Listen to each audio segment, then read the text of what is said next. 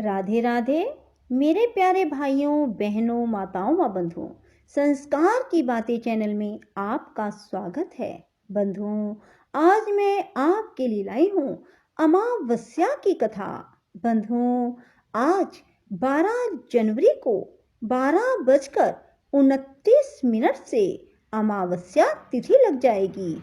बंधुओं, इसलिए मैं आपके लिए लाई हूँ अमावस्या की कथा। बंधुओं, यदि आपने हमारे चैनल को अब तक सब्सक्राइब नहीं किया तो जरूर करें और बेल आइकन दबाना ना भूलें, ताकि आपको हमारी आने वाली सभी वीडियोस की जानकारी सबसे पहले हो सके।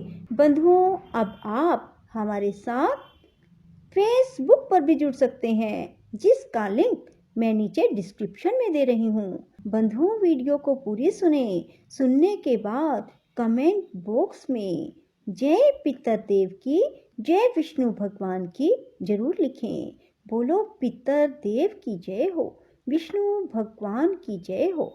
एक नगरी में एक राजा राज्य करता था। उसकी प्रजा एवं परिवार सभी खूब आनंद से जीवन बिता रहे थे।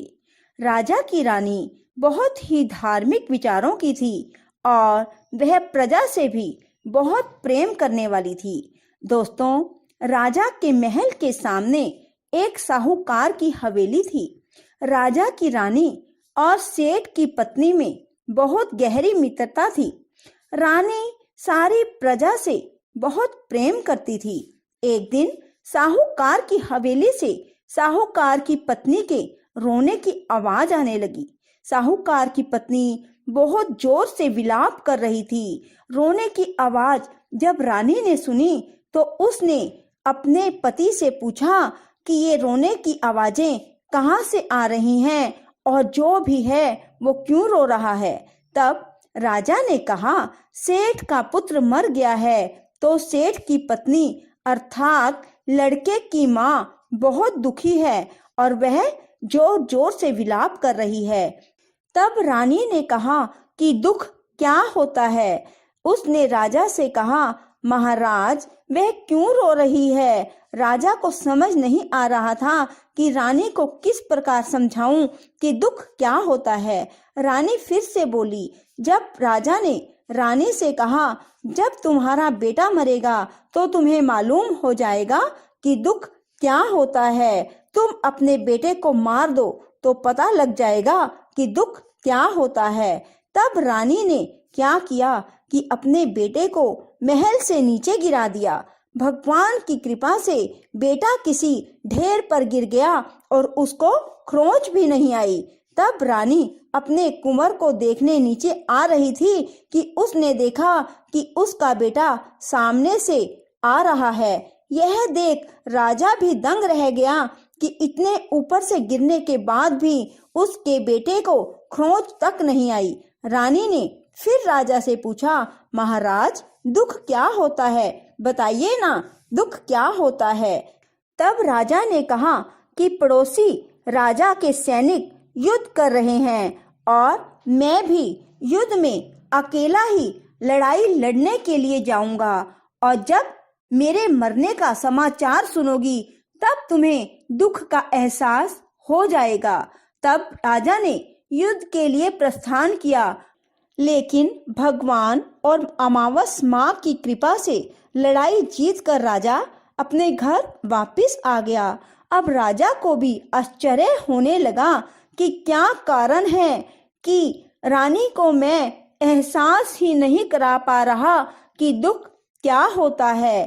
तब राजा ने रानी को बुलाकर कहा कि अब हम गंगा माँ की यात्रा के लिए जाएंगे, तुम तैयारी शुरू कर लो। वहां जाकर मैं गंगा जी में कूद जाऊंगा, तब तुम्हें दुख का एहसास जरूर होगा और तुम्हें पता लगेगा कि दुख क्या होता है। तब रानी ने गंगा यात्रा की तैयारी शुरू की और आवश्यक सामान और भोजन सामग्री की तैयारी कर ली। तब उन्होंने यात्रा के लिए प्रस्थान। कैलाशपति से कहा कि सती, आज मैं कलयुग में तुम्हें सुखी आत्मा के दर्शन कराऊंगा। शिव जी ने बकरे का और पार्वती ने बकरी का रूप धारण किया और वे दोनों एक बावड़ी के पास घास चरने लगे। इतने में राजा रानी की सवारी वहां आई और रानी ने सुंदर छाया और बावड़ी को देखा और कहा कि हम यहीं जलपान और विश्राम करके ही आगे बढ़ेंगे। तब राजा रानी ने वहां जलपान किया और विश्राम किया और फिर राजा पानी लेने के लिए बावड़ी में चला गया। बकरी के रूप को धारण किए हुए पार्वती माता ने शिव जी से पूछा, स्वामी, इस रानी को दुख देखना है तो वह किस प्रकार दुख देखेगी? इसे दुख क्यों प्राप्त नहीं हो रहा है? रानी ने बकरा बकरी को मनुष्य की भाषा में बोलते हुए सुना।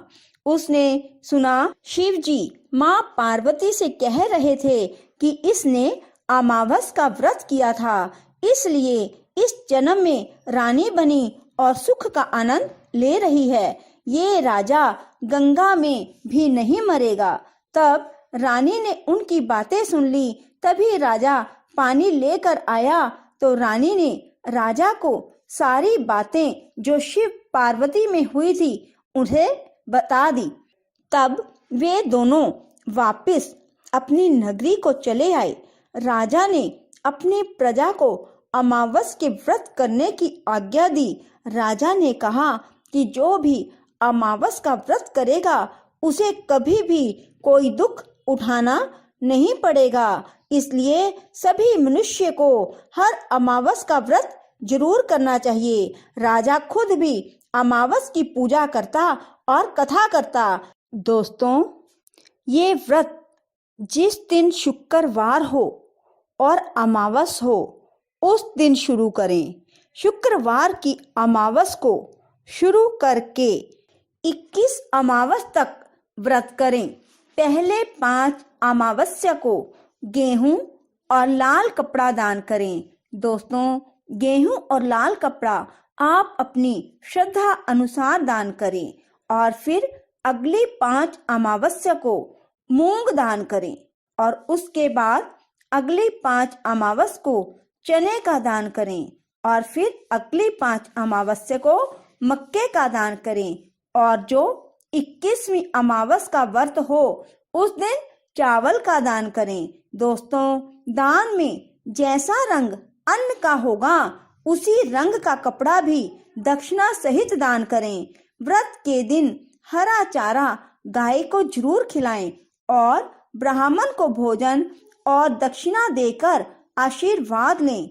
दोस्तों, जो मनुष्य श्रद्धा पूर्वक अमावस का व्रत करेगा, अमावस माता की कहानी सुनेगा, उसे अमावस माता और भगवान शिव की कृपा से सदा के लिए सुख की प्राप्ति होगी। राधे राधे, जय श्री कृष्णा। यदि आपको हमारी वीडियो पसंद आए तो इसे लाइक करें और शेयर भी जरूर करें। धन्यवाद।